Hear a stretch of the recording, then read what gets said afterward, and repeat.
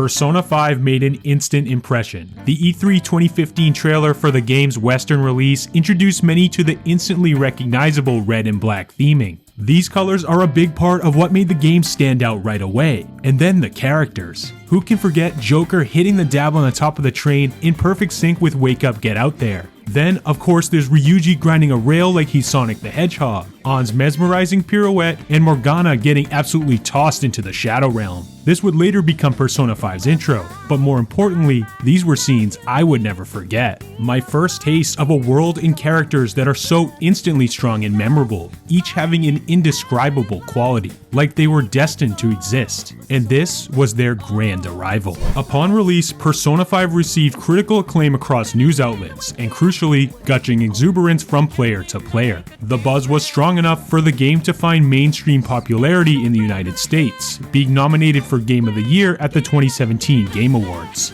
This was a pretty big deal, an uncommon feat for a Japanese RPG, but perhaps nothing was as big as when in 2018, Super Smash Bros. Series director Masahiro Sakurai awakened to his own persona and revealed his work to bring Joker, Persona 5's protagonist, to Super Smash Bros. Ultimate as the game's first DLC fighter. Persona 5's development studio, Atlus, are prolific RPG developers and founders of the long-running Shin Megami Tensei series. Following the release of Persona 5, Atlus quickly sprung into action with something they're known to do, re-releasing their mainline games with added content a few years later. Sure enough, March of 2020 saw the release of Persona 5 Royal, a new and improved version of Persona 5 that included 2 new characters, 3 new confidants, and around 25 hours of new content, including an entirely new semester and final palace to explore. On top of all the added content, Atlus also made some technical and quality of life adjustments. Base Persona 5 released for PlayStation 4 and the last-gen PlayStation 3. Because of this, it ran at 720p and 30 FPS on both consoles. Persona 5 Royal was upgraded to a 1080p resolution, a change which makes the game's visuals pop that much more. The changes didn't end there though, as Royal brought some important gameplay adjustments that make it a considerably deeper and overall much improved experience. The full list of changes is pretty massive, but some of the important ones include a fully revamped confidant for Akechi, a brand new area called Kichi Joji, gun ammo automatically refilling between battles, and giving Joker a grappling hook which allows him to access new areas and palaces. Royal is now the definitive version of Persona 5, and recently, in June of 2022, it made headlines again as the game was announced for PC, Xbox, and Nintendo Switch, and given a release date of October 21st, 2022. I played Persona 5 Royal for the first time toward the end of 2021, and decided to make this video my next big project. However, taking on a game this big and full of detail is not an easy task, especially for someone like me who's pretty much brand new to the Megami Tensei catalog of games. Persona 5 Royal is the first game from this family I've ever completed, and even over 120 hours later, I'm still very new. Because of this, I decided to work on my own social links and work with a buddy of mine, and fellow YouTuber who knows this game inside and out. A true Persona series expert who brings with him the valuable perspective of an SMT veteran and superfan. Please welcome Snackugo. Well, it's about time. Persona 5 Royal is a game that's near and dear to my heart. Ironically enough, Persona 5 is also my first game in the series, but I have gone back and played a few other Persona games, as well as some other Mega 10 titles. On top of that, I have a lot of experience with other JRPGs as well, so I can firmly say you guys will be in safe hands as we find out what makes Persona 5 Royal special. So with all that out of the way, let us start the game, shall we?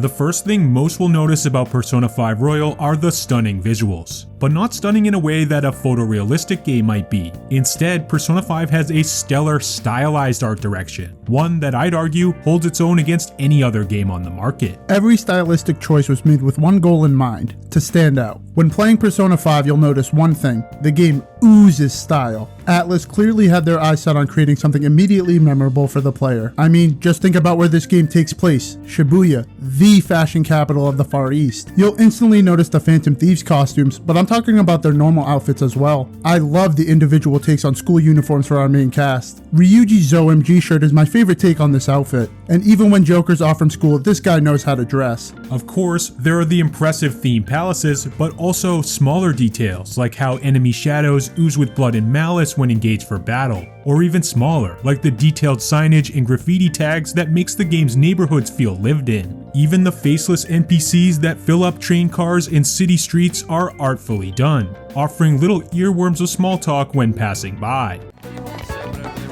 But what's most impressive to me about the presentation are the game's UI and menus. I mean, the menus were deliberately shown off in the game's reveal trailer. That's how you know the devs were proud of them. Not only are the menus fast, slick, and easy to use, they're even more stylish and memorable. I dare to say the level of care and detail that was put into Persona 5's menus is unmatched anywhere else. The only others that even hold a candle are the menus by, coincidentally, Masahiro Sakurai, who is responsible for the ones in Super Smash Bros. And Kid Icarus Uprising. Perhaps that's one reason why he, of all people, was so compelled by the game. There are so many different styles presented all at once, yet everything still manages to fall in line with the same core art direction. The top left calendar, while just text in one icon, is slanted with mismatched casing and sizes, elevating it beyond just an afterthought UI element. Plus, it maintains the game's distinct red and black color palette. And then there's the phone UI. It's such a complex, stylized way to present dialogue, so much different than anything else in the game, but it falls right in line with the same style we talked about, only in this case, each character has their own unique color that makes them stand out. For example, Ryuji's yellow splash, Yusuke's blue one, and Ann's pink. In contrast, there are some standout menus that will never leave my mind, like the loud lime green in Iwai's weapon shop, paired with his imposing black and white figure behind the chain link fence, all capped off by his dismissive but slightly curious voice lines. You better not use it to pull a prank.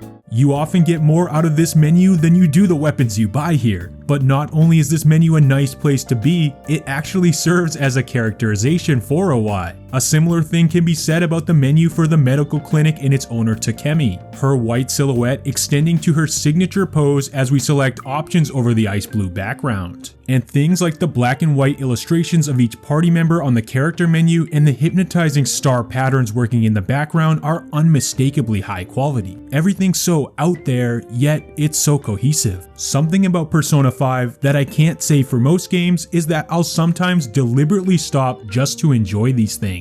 It sounds kinda ridiculous to say, but these video game menus are part of the experience that even months later I find myself reminiscing about. And while for the most part the menus won't make or break a game, they are vital to turn-based RPGs like this. And the intricate detail of not just these few highlights, but the UI and menus across the game make a big difference and are a big part of Persona 5's identity. We'll get into it a bit later, but I think the characters are Persona 5 Royal's biggest strength. Most, if not all of the characters are done so well that I couldn't help but become invested. This is of course due to strong, striking character designs and the fantastic writing behind them, but an important piece that can easily be overlooked is the voice acting. The voice acting in Persona 5 Royal deserves the video game equivalent of an Oscar. PCB, the company responsible for assembling the main English voice cast, deserves a round of applause. Each character voice matches the design of the character in the game. When I look at Ryuji Sakamoto, I only picture Max Middleman. This is consistent across the entire cast, even Joker, who is presented as a silent protagonist, even just from grunting or saying the names of personas he summons during battle, on top of a few words such as Yes! Or. Alright. Xander Mobus does an amazing job of bringing Joker to life for us, the player. And man, nothing beats when a character awakens to their persona. Blast him away, Captain Kidd!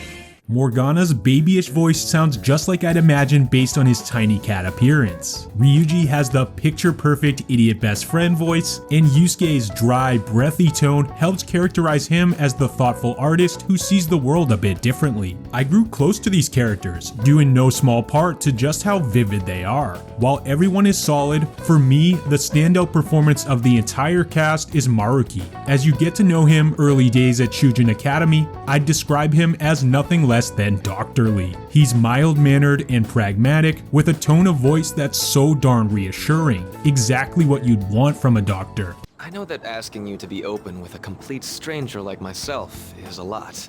As you get to know him, the school counselor who's just doing his job grows more and more comfortable. Eventually, I felt a twinge, like his tone was a little bit too nice, like his lack of judgment a little bit too fair, like his questions a little bit too probing. Toward the end of the story, when we learn Maruki's background and true intentions, which is to use mementos to remove all suffering from the world, all of his earlier questions to the Phantom Thieves make sense. And even when they choose to directly oppose him, he still maintains his polite, reassuring tone. A tone that in itself asks us to relent. A tone that says to us, just trust me, everything's gonna be alright. You can hear it in his voice. Maruki is a sweet guy, and that's what makes everything so twisted. It's only when he's on the brink of defeat, once he realizes he might fail Rumi and lose the future he's worked so long to obtain, he finally breaks this doctorly tone and falls into the passionate rage we hear during the final boss fight. It's a powerful moment that wouldn't be nearly as impactful without the amazing voice work. Second for me is Akechi's performance. Similarly to Maruki, Akechi never fails to maintain a seemingly unbreakable, if not suspicious, politeness. Yet there are subtleties to it that suggest this might not be Akechi's true nature. This is especially apparent in scenes where he interacts with Joker early on, making oddly inquisitive yet slightly offhand comments. For example, rank 4 of his Confidant when he starts constantly saying that he and Joker have some sort of strange connection. It all comes to a head for the well-mannered kid detective at the climax of his story in Shido's palace when he goes fully mad. The vocal performance here is incredible and really helps illustrate the true extent of his rage. All I care about now is killing you to prove I'm better than you! Suddenly, his composure is gone. Passion emanates from his voice lines, not just in cutscenes and dialogue, but also in many of the short vocal clips during his boss battle. You're the trash of society! A newfound boldness he embraces for the rest of the endgame. Robbie Damon is acting his socks off almost every time Akechi is on screen. It's like he's playing two standout roles, as he captures both the calm and calculated Akechi, and when he reveals his true self. Speaking of sound design, something that isn't talked about enough in my opinion is Persona 5's music. This is an anime game, which means the music is almost certainly going to slap. The compilation of jazz with lo-fi hip-hop as well as some hardcore rock ties together so well, and when the appropriate song comes up for the appropriate moment, it just hits different. Blooming Villain, the main boss fight song, really emphasizes how tense certain situations are and lets us know that the group's perseverance will be tested. Beneath the Mask, the idle music that plays while you traverse Tokyo either to hang out with confidants or visit shops sets that feeling that we are, for the moment, taking a break. That slow, somber melody just floats into your ears. It's peaceful, but stylish. Persona 5 Royal is multi-layered. It's part dungeon crawler and turn-based battler, part life simulation and visual novel. During large chunks of the game, you'll be going to classes like every other high schooler, doing mundane tasks like your laundry, and even going to the gym or enjoying meals with friends. I've never played a game like this before, where it made you do so many tasks that I actually would do in real life, like eating a burger or seeing a movie. And during my initial playthrough, I really enjoyed the novelty of it. I'm curious to know if that's a feeling that would stay if I did another playthrough, or would the novelty wear off? If I had to guess, I don't think it would, because of the fact that most of the life simulation elements feed into the turn-based RPG side of things. You'll go shopping to purchase consumable items for battle or dungeons. Visiting the school library can increase your knowledge stat, which will in turn allow you to spend time with different characters who might require it, and the time spent with these characters might then award you new abilities that will give you an easier time in palaces. Persona 5 Royal forces us to live life on a calendar system. This means we can only take on a limited number of tasks each day. And while going to school or spending time with certain characters can be fun in itself, you need to think about how each interaction might reward you on the RPG side. This is a turn-based RPG at its core, but it's certainly not your run-of-the-mill one. The battle system is part traditional, with party members having melee attacks and spells, and part monster battle, since Joker is able to capture various monsters called personas and utilize them in battle. Choosing commands in battle feels very fluid, due to combat's 4 main actions: attack, persona, option, and gun. Because of this simple and intuitive system, I was able to menu super fast during battles, making this probably my favorite turn-based battle system in all of video games. Persona 5's battle UI excels in a visual sense, it's clean and pretty to look at, and in a practical functional sense, made case in point in the smoothness of the battle system. As I grew comfortable, I began issuing commands with a confident rhythm, while enjoying the satisfying sound effect of each menu chirp and click. Over time, pressing commands mapped to each of the face buttons became second nature, and navigating menus became enjoyable in itself. I can recall sitting down with the controller after issuing a round of commands to my party and thinking, wow, this just feels really good. Creating a system good enough to make players say things like that should be the goal of every game designer, but that's much easier said than done. I can only imagine the obscene amount of work that probably went into developing it, and just like the menus I mentioned earlier, it's something that sets this game apart from the rest of the genre. This battle system excels because what you want to do is made easy. For example, the help command. I use this a ton to remind myself of Persona weaknesses. If you've already discovered the weakness of a particular shadow, the quick one-button help command will highlight it so you never forget again. I never had to rack my brain trying to remember weaknesses, which helped me develop a crazy muscle memory, making it so I could fly through menus during the game's easier fights. Overall, I would say the Persona 5 Royal combat system is one of the best, if not the best, you can experience in a JRPG. If you saw my video on Shin Megami Tensei 5, you'll know that I thought very highly of the press turn system. Persona 5 Royal implements the one more combat system from its predecessors, except with one major difference, the baton pass. It works like this. In Persona 5, when a character attacks the enemy with an element affinity they are weak to, the enemy is knocked down. If an enemy is knocked down, your character gets a one more. A one more gives them another opportunity to take an action before the next party member's turn. When a character gets a one more, they can now baton pass to another character, which gives that character a free turn to attack and a slight stat buff. These buffs can stack, so you're incentivized to build your team around getting as many baton passes as you can in one turn. When you understand how to set up your party to optimize comboing enemies, you can end even some of the hardest fights in just a few short turns, even the famously difficult Okumura fight. To really break down what I mean, let me simplify it for you. If each party member can baton pass up to 3 times on any given turn, including their own attack, you can attack up to 4 times a turn. So multiply that by 4 party members and you can hypothetically attack 16 times before the enemy can attack once. It's safe to say the enemy won't stand a chance if you can consistently attack that much. Think about that for a second. 16. 16?! That's crazy considering that in most turn-based games you can't attack more than 4 times, let alone the fact that each baton pass boosts the receiving party member's stats and increases with each subsequent baton pass. However, something to keep in mind is that if you take full advantage of the one more system, which you totally should, combat becomes almost no challenge. At least in my opinion. The lack of challenge doesn't necessarily weaken the fantastic combat system. Seriously, baton passing once you hit an enemy weakness, raising your personas to a high level, and seeing constant growth add to the combat in all the right ways. If you want to get the most out of your experience, I'd recommend trying the game on hard mode. It strikes a nice balance. But as for me, just like probably most of you, I'm no team building genius. In my experience, what I felt worked best was building personas for big damage and having a wide range of elemental spells so I could consistently hit for just about every weakness. The other key to my success in late game fights was finding good ways for my party members to support each other. For example, my main late game party was Joker as the main damage dealer and secondary healer, Morgana as a full-on healer, Ann mainly to remove enemy stat buffs but would also be a secondary damage dealer with her concentrated fire spells, and finally Makoto for the sole purpose of ridding my party of any debuffs. I found buff removal on both sides of the board vital for boss fights, and this convenient little strategy worked nicely for the majority of the game.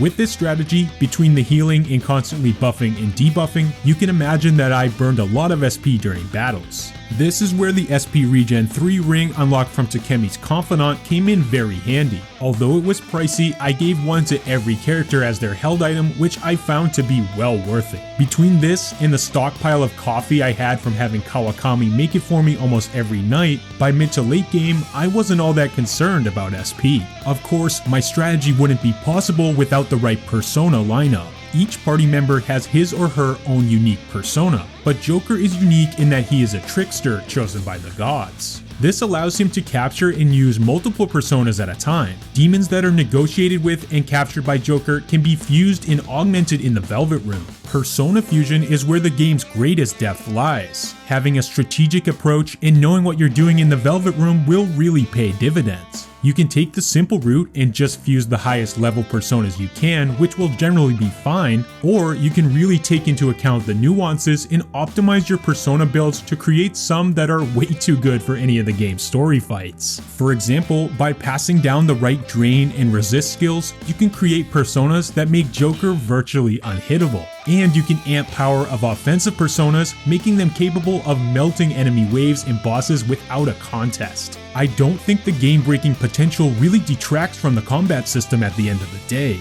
Some players might just be here to enjoy the story and fun gameplay, which is totally valid. And the difficulty level not being super high makes it so players who are not Persona Fusion experts like myself can still progress with a surface level understanding. But for the serious grinders, the door to crazy combos is always open, and it gets really fun if you're able to unlock the Twin Warden Strength Confidant ability, which gives you the option to pay money to fuse any available persona regardless of level cap. Ultimately, when building personas though, I found it's not the level or stats that are truly important. It's actually the abilities and skills it inherits. How you put a certain persona to use within your team will be what makes or breaks its effectiveness. Persona 5 introduces 192 unique persona creatures. With the sheer amount of personas you can fuse, you'll constantly be trying out new personas in combat to find a plan that works for you. Most of these personas are stuck with moves that vary over wide affinities. It's like having different type moves for coverage in Pokemon. These were extra useful since they increase the chance of you being able to hit an enemy shadow's weakness. I had my favorite personas for sure, but every time I visited the Velvet Room I made sure to leave with a new one. Not many monster capturing games have a hook as good as Persona 5 Royals,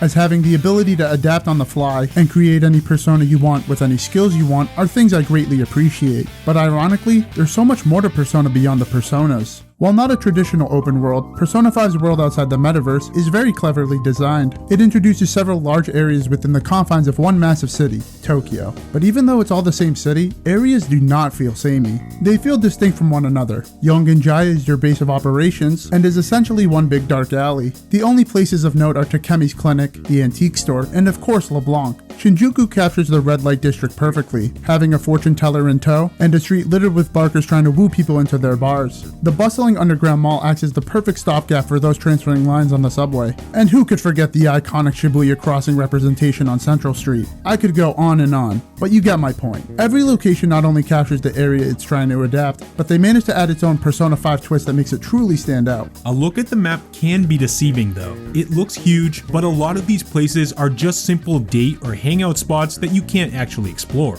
They're just simply the setting of particular cutscenes. That being said, exploring the larger areas is very enjoyable, and while there is the option to instantly fast travel between every location, there were often times where I would simply want to walk through Tokyo myself. I found taking the scenic route worth it once in a while. Famously, during load screens, the game itself reminds you to take your time, and to me, taking my time meant following an urge to walk through the city streets or actually ride the trains to the desired station. This is all possible within the world Persona 5 gives us, and I think this is emblematic of my own philosophy of how to approach the game and why I enjoyed it so much. At least some of the time, take it slow, be yourself, and let the game take you. But despite all this, there were quite a few moments when I felt rushed, as my phone was blowing up with 6 or 7 text messages all nagging me to hang out or go to the metaverse that day. And while I understand the game needs some structure, and these were just alerts pointing me in the right direction, I felt a light undertone of stress every time I left a text message unanswered, like I was letting a friend down. I love the ability to take my time, but it wasn't always possible. Often, especially when the calendar days were running low, I felt as if on a hamster wheel, as the game became click my phone, pick someone who texted me, listen to some dialogue, and repeat over and over and over again. I had no idea if I was making the right choices, and it was stressful. This is why it was such a relief to have things like shopping and the freedom to head to Mementos or the Velvet Room always available. There were times when I needed traditional RPG mechanics in combat, which thankfully were always there in the form of random encounters and mini bosses in Mementos.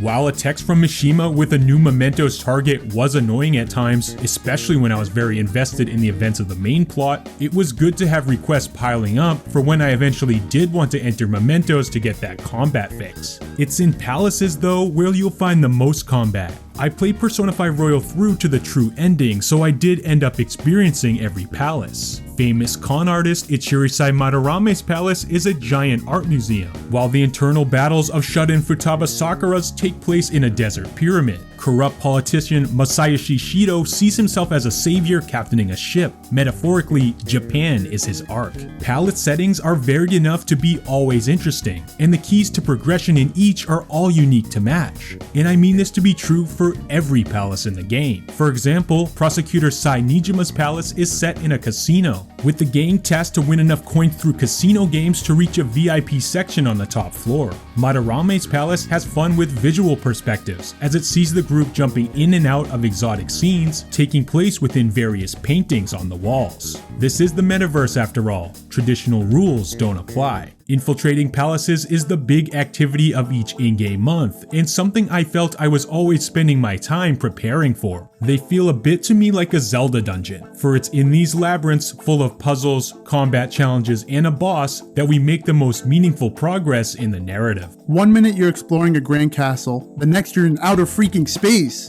The gimmicks of each palace match well with its visual aesthetic. For example, Kanashiro's palace is a bank, so it's only natural you'll be tearing through looking for a safe code that's needed to progress. And do we even need to mention the music? Each song makes exploring a palace a heart-pumping thrill ride with whims of fate. And the days when my mother was there being insane highlights. For me, the most interesting palace in the game is the first one, Kamoshida's palace. Everything you need to know about Persona 5's dungeon crawling is shown off brilliantly here. For one, it introduces the mechanics of the combat system without being too intrusive. The enemy design is varied and does a good job introducing the type of monsters you'll be facing. It also does a very good job of teaching you the sneak mechanic by giving you lots of opportunities to hide behind objects or corners to avoid detection from enemies. But most importantly, it does a superb job at introducing us to the stakes of this world. Being in this palace for the first time gave me a sense of wonder, but also a sense of determination, because at the time we were working to stop a corrupt adult from abusing his power and hurting those who don't have the strength to protect others. As you traverse the dungeon, there is vile propaganda everywhere in favor of Kamoshida. It makes not only Joker, but you as the player want to be Kamoshida. He, in my opinion, is written to be one of the most vile human beings ever, and it's that, plus an amazing performance from DC Douglas, that makes you so insanely motivated to defeat him. That's right. I'm not like you. Who rules this world? As previously mentioned, Persona 5 Royal features social simulation elements brought to us by the game's Confidant system. Confidants are this game's social links, and are used as a way to form bonds with those around you to become stronger. By doing these social links and ranking up each Confidant, you'll gain abilities such as Ryuji's Insta-Kill, or the ability to affect how much money you can earn in the metaverse. You'll also unlock experience upgrades for specific Persona types depending on which Confidant you advance. Each Confidant tells a story about how Joker connects with them as an individual. Just to get a sense of how powerful some of these Confidant abilities are, here are a few examples. The aforementioned insta-kill skill unlocked from Ryuji's Confidant is borderline game-breaking, as you can theoretically grind in mementos forever without taking any damage. This makes experience gain a breeze, and the fact that if there's space in your party, Joker will also automatically capture a new persona after every successful insta-kill is an added bonus. This was a great upgrade from simply grinding wild encounters, which can be slow and frustrating, not to mention a waste of SP. It seems like everyone talks about this particular Confidant ability, but that's for good reason. It's a game changer. If I knew about it, I would have ranked Ryuji much earlier. Having this skill would have sped up exploration a lot and increased my overall experience and money gain. And there were other cases when I found a neglected Confidant to provide a valuable reward. If I ranked up the homeroom teacher Miss Kawakami earlier, I would have been able to make a valuable SP consumable, coffee or curry, almost every night while I did something else. And one of her later Confidant unlocks is the ability to leave LeBlanc at night on days when you visited mementos or infiltrated a palace. Since I didn't prioritize Kawakami for the entire game, I just accepted that on days when I did dungeon crawling, I wasn't going to do a nighttime Confidant. If I only knew about Kawakami's ability, I would have got a handful of extra chances to further increase social links. But from a story perspective, the Confidants, social links as many call them, are for the most part great. There's 22 unique stories here, so even with the game taking over 100 hours to beat, some characters were always going to fall through the cracks a bit. Looking at you, Oya. But the ones that stand out are spectacular. Of course you have the best friend story with Ryuji, Yuji, as Joker helps him overcome issues with the track team. In Yusuke's Confidant, Joker helps him face the trauma his master caused him head on. And then there's my personal favorite, Futaba's, which focuses on her overcoming social anxiety as she tackles everyday tasks with Joker. No matter what type of story you're into, there's surely something here for you with this game's Confidants. Side content in games is something many players will ignore, but Persona 5 Royal is interesting because these stories are woven into making your party stronger. Whether it be to improve your character's stats or abilities, or just to experience an engaging narrative, the social system in Persona 5 Royal is without a doubt the finest you'll find in gaming. In many cases, people will tell me that they love Persona 5 just because of the Confidant system, which is more than a ringing endorsement. Persona 5 Royal's main story is one that gradually ascends. While during the first two palaces, party members fight against someone who has wronged them personally. The teacher Kamoshida in the case of Ryuji Anan, and Sensei Madarame in the case of Yusuke. Makoto in Kanashiro's palace is the first party member that fights not against someone who has wronged them personally, although stakes eventually do get to that level with the photo situation. Instead, she's mainly fighting against what Kanashiro represents, an epicenter of crime in Japan, something her family, notably her sister and deceased father, have dedicated their entire lives to fight.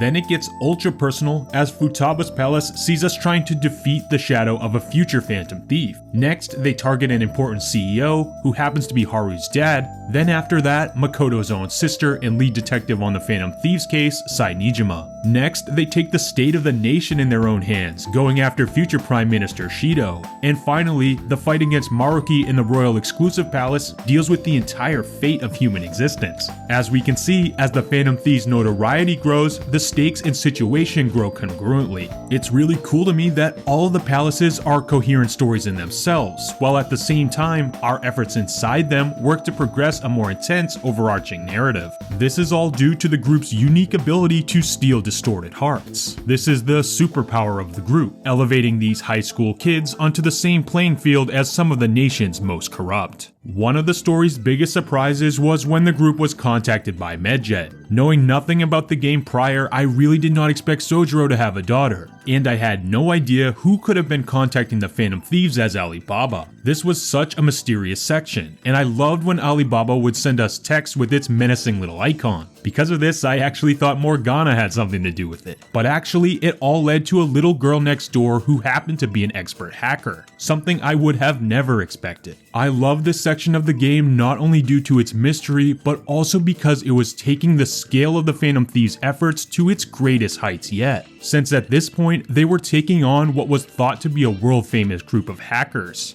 I also love the pyramid motif in her palace because it's the one that most clearly takes us away from the surroundings and geography you typically see in Japan. One of the most rewarding parts of the journey is the growth of the protagonist's relationship with the owner of the LeBlanc Coffee and Curry shop and the man who takes him in, Sojiro Sakura. I didn't even complete Sojiro's Confidant, but even in the main story alone, the evolution of Sojiro's feeling toward the wayward kid he takes in, from cold, standoffish and strict, to involved and affectionate, is heartwarming and really emphasizes the fact that Persona 5 Royal is a long journey, during which everyone goes through a metamorphosis. Sojiro becomes like a father figure, and by the time Royal's final semester comes along, he's even giving Joker dating advice, like a father having the talk with his son. You can really sense Sojiro will miss the Phantom Thieves kids as they go their separate ways, and that he's grateful to Joker, not only for preserving the true reality, but also helping his once reclusive daughter Futaba fight her past trauma and come out of her shell, becoming a hero herself and eventually a real high school student like the others. It's clear Sojiro is extremely proud of her progress and feels indebted to the group. The final party he holds for them at LeBlanc is proof of this, and is a great moment of closure that kicks off Royal's true ending. Whereas base Persona 5 ends after the battle with Yaldabaoth, the god of control, Persona 5 Royal features a new semester, taking place after these events. That is, if you meet the right objectives. Once you've done this and gone through the Royal content, you learn that, upon receiving his persona, Dr. Maruki altered reality to achieve what he believes is his true purpose, making sure everyone achieves their dreams. Altruistic,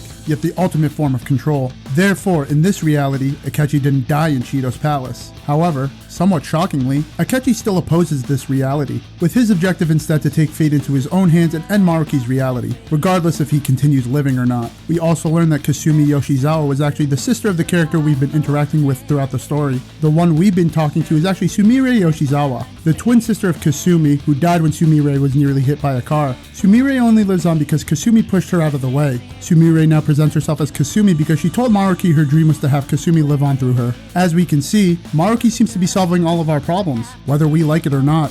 Our trek through Maruki's palace leads to a two-part final boss fight, and I think phase 1 of this fight is amazing. It makes great use of baton pass, as it was actually the fight that made me learn this mechanic the best. Each tentacle arm has a different weakness. Therefore, I found the best strategy to be having the party members attack them with single hit spells and then baton pass to the next, thus powering up and conserving SP, since at the end of a full baton pass, assuming you've defeated his defense buff tentacle already, you can slam him with the full powered attack for free. But unfortunately, phase 2 with Adam Kadmon, though grand in scale, is very disappointing in my opinion. I was relieved to finally get through the tough phase 1, but for a villain's climax of such epic proportions, it's a shame that there's a fully scripted fight to end it. For the most part, this doesn't take away from the emotional impact of the story, but it does completely remove the sense of relief and triumph you'd feel after going through a true, difficult, and unscripted final phase. When Joker finally reaches Adam Kadmon's weak point, its head,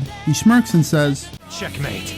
It's here when he pulls the trigger, ending Maruki's reign over reality. Once we defeat Adam Kadmon, we see Maruki's reality crumbling before us. But before we can escape, he uses one of the tendrils to grab the party one last time and challenges Joker to a fist fight. Before I continue, I want to just highlight how unreal this is to see play out. When you're fist fighting Maruki one last time, you realize you aren't fighting a villain who's abusing their powers just for themselves. You can feel the frustration of a man who only wanted to help people after he felt the trauma of seeing his fiancée Rumi lose her sanity. What I love is that the relationship shared between Joker and Maruki culminates into this fist fight, which shows just how far each is willing to go to do what they think is right. This isn't just some villain or deity we need to eradicate. This is someone Joker shares a very close bond with. Similar to Akechi, Maruki is an adversary that transcends the typical bad guy trope of being pure evil. As mentioned earlier, he truly believes he's helping people, so it feels bittersweet to beat him because we are ripping away his dreams, and not to mention the dream realities of Joker and his friends as well. Sometimes, making the right decision can be very difficult, and throughout the third semester I saw my friends, the Phantom Thieves, enjoying their lives too, even if they weren't real. Making the choice to oppose this reality is one of the only times I've had a hard time making a decision in a video game, but thankfully, the ending showed me that I made the right call. The characters I met on the journey are the reason I stuck with Persona 5 Royal, and why sitting here today I'm happy to have played it. Let's start with the biggest outlier of the group. I found Morgana's presence to be a really powerful and important one. First, his lost memories and mysterious origins made me curious to learn more about the character. Him constantly being around as a cat served as a constant reminder that even during the realistic, everyday life sequences of Persona 5, everything was not what it seemed in this world. There was a whole other mysterious dimension with monster shadows and magic powers out there, the cognitive world. Seeing Morgana interact with the humans of the group was a little piece of the fantastical RPG that was at times hidden beneath regular school life. He was the perfect bridge between normal reality and the game's fantasy elements, not just for the Phantom Thieves themselves, but also for us as human players, who obviously don't take naturally to the metaverse and its dealings. I also really enjoy Yusuke. He starts out mysterious and menacing, pursuing on from the shadows as a subject for his art. We learn after a few encounters he's downtrodden by his sensei Madarame, who is stealing the work of his students. Yusuke is laser focused on having an artist's perspective and seeing the beauty in things. This makes him such a great narrator during and after the Second Palace, even if the events don't necessarily revolve around him. He is able to muse on some of the more complex themes and ideas the game's trying to give us, like desires, cognitions, and moral dilemmas, in a way that feels natural, since, you know, he's Yusuke. He's a little out there anyways. I'm so glad there are characters like Yusuke, Kasumi, Futaba, and Akechi, since they don't fit the mold of your traditional Shujin student. This is why I consider Ryuji and An far less interesting. They have good, heartwarming stories, but they're really not remarkable in any way. They just kinda tell you how it is, which is admirable and at times needed. Makoto is somewhere in the middle, due to her status as student council president and current family dynamic, but this is exactly it. I loved each party member's role in telling the game's story as dialogue played out. Yusuke was the deep narrator. Makoto was pretty much always right, but always asked Joker for that final approval. I always felt that if it was coming from Makoto, you could trust it, and kinda saw her as my right-hand girl. Ryuji was the crude comedy guy who almost always got a chuckle, but he also had the occasional moment of brilliance. He had a good dynamic with Morgana, the guide character. And then there was Futaba, whose outside-the-box thinking often saved the Phantom Thieves when they found themselves stuck. I loved her unorthodox approach to life, like comparing everything to a video game, or her constant bickering with Yusuke of all people, the most unlikely target. I think An is a fantastically designed character and part of a great story, but she didn't leave much of an effect on me. She seemed quiet through much of Persona 5's later story, aside from the occasional snide comment. Panther saved me many times in battle though, so I can't complain too much. And then there's the new royal character Yoshizawa. I never quite knew what her deal was until mid-game when we happened to stumble upon Royal's final palace for a quick visit. It's here in Odaiba we find out that she can access the metaverse. But interestingly, she doesn't join the Phantom Thieves right away. She's a dedicated gymnast and decides to go her own way instead. We don't see much of her metaverse self until she saves Joker from an ambush at the casino palace. And by the time we infiltrate the final palace in Royal, she's a full-on party member who can use a lot of strong bless skills. Not only does she experience huge personal growth, she serves as a massive plot twist at the same time. Her will was so strong, and her cognition so distorted, that she heard people calling her Sumire as them calling her Kasumi. Yet she fights this intense internal shame throughout the entire push-pull between the Phantom Thieves and Maruki, and at the end, she's one of the hearts the thieves indirectly steal. But as far as character confidants go, Akechi's is my favorite. First of all, his personality and attitude toward the protagonist are unlike anyone else's. He takes a shine to Joker right away, noticing something innate that makes him frame us as his rival. Even though we are, on the surface, a less than spectacular high schooler with a criminal record, Akechi, who has all the fame and notoriety that we do not, chooses to spend his time with us and divulge in meaningful conversations. During the early stages, you wonder what his intentions really are. The confidant escalates to a point where in Mementos we duel Akechi one-on-one, a recurring motif in this game. Take for example the Maruki fight. This emphasizes the duality and sibling-like rivalry of Akechi and Joker. Despite the conflict between them, Akechi and the protagonist share a bond.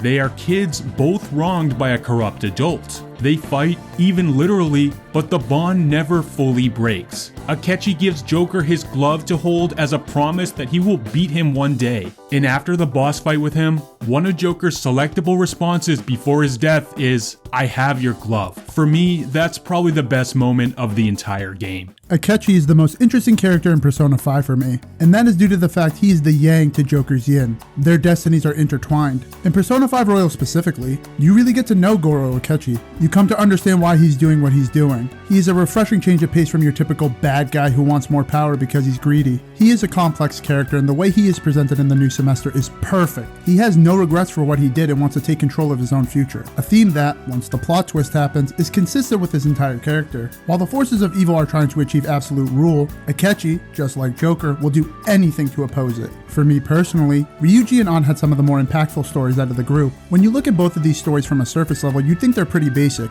A character who has been harassed by someone older, an ex-sports star with a vendetta against his coach. These are stories that have been told before, so I understand how people could see them as unremarkable. However, where I think they shine is in the nuances of their characters. An has a very distinct, fiery personality, so seeing her overcome a personal struggle with a terrible person shows us that this personality type can make an impact. Ryuji may seem kinda dopey on the outside, but when it counts, he proves time and time again that he is one of the most reliable members of the Phantom Thieves. He was a staple in my party for the majority of my playthrough. Not just because he has really strong attacks, presence, but because I felt comfortable knowing he was there. No other Phantom Thief has the passion Ryuji shows outwardly, and that's why he stands out to me. And yeah, I'll be that guy. I don't really like Haru. I like her cute and bubbly personality, but both her confidant and her role in the main story aren't interesting to me at all. When introducing a character so late, they need to stand out, since inevitably, you won't be spending the same amount of time with them as you will with everyone else. Unfortunately for Haru, I've seen way better daddy issue stories before, and her confidant is needlessly boring. It focuses on her taking over her father's business after his passing. I don't really care about that in the main story, so why would I care about it here? This is not a terrible character by any means, but with the fantastic cast assembled in Persona 5 Royal, Haru falls on the weaker side of things. Persona 5 was my first Persona game, and one thing I made sure to do was play the game with a guide. Ironically enough, it was the guide I would end up using that actually got me interested in the game. Having played both Persona 5 and Royal to 100% completion twice, maxing out all the confidants and completing all the mementos requests, I can confidently say this is the ideal way to play. I think you need to see all that the game has to offer. Plus, following a guide gives you something to do every day. It reminds you to explore the world and check the shops constantly, and you get to see all of the story content. Sure, the confidants are formulaic, with each of them having some sort of mementos request, but the stories being told, for the most part, justify the repetitive format. Seeing these character arcs play out is just as satisfying as the skills you receive for completing them. On the other hand, I played Persona 5 Royal like an expression of myself. I didn't follow any particular path. I did what I felt like doing with my time, for better or for worse. I went on intuition, experimenting and raising social skills I felt were going to be useful, and spent more time with the characters I preferred, thus cutting several confidants short. But all things considered, I enjoyed my approach, and I definitely don't regret it. It's corny to say, but these characters did feel like friends to me in a way. It was a group I was glad to be a part of. That's what's so great about this game. Another player could follow their own intuition in a separate playthrough and end up spending 100 hours in a radically different way, forming deep relationships with completely different characters, and being fed different confidant stories by the time they reach the end of it. Persona 5 Royal is a very special game for me. When I heard Mike would be covering it on the channel, I just knew I had to be involved, and seeing the game through the eyes of another player was a very interesting experience for me. I felt like I saw another side to a game I already knew and loved. It's my favorite game of all time. It left such an impact on me that I really couldn't look at my favorite hobby the same way anymore. When it hits, there really is nothing else like Persona 5 Royal. The combat system, the story, the characters, the locations, the music, everything about this game I love. I have a few small issues with some of the characters, and the game can be easy if you know what you're doing, but none of that takes away from what it does so well. There's a reason this is one of the highest rated games of all time. I think it's the finer details that make Persona 5 special. The slick, minute-to-minute gameplay, especially with Royal's quality of life changes included, elevates it ahead many other RPGs already. So many small details work together to make this game what it is, and when something is a sum of its parts, the greater the parts, the greater the sum. In Persona 5 Royal, day-to-day life, dealing with legal troubles, trying to fit in high school, and surviving a country that's gone politically awry is, in a way, more intense than exploring dungeons and fighting demons. Getting hit by a boss's big finisher attack can feel less scary than a teacher threatening to get you expelled. And why is this? It's because these characters are built so exceptionally well. It's hard not to feel for them. I really don't think this story moves mountains all on its own. Rather, it's the personality and detail that's put into each specific character that makes the difference. For, as we learn from Lavenza, the strength to win the game is in the bonds we form. And let me tell you, she couldn't be more right about that.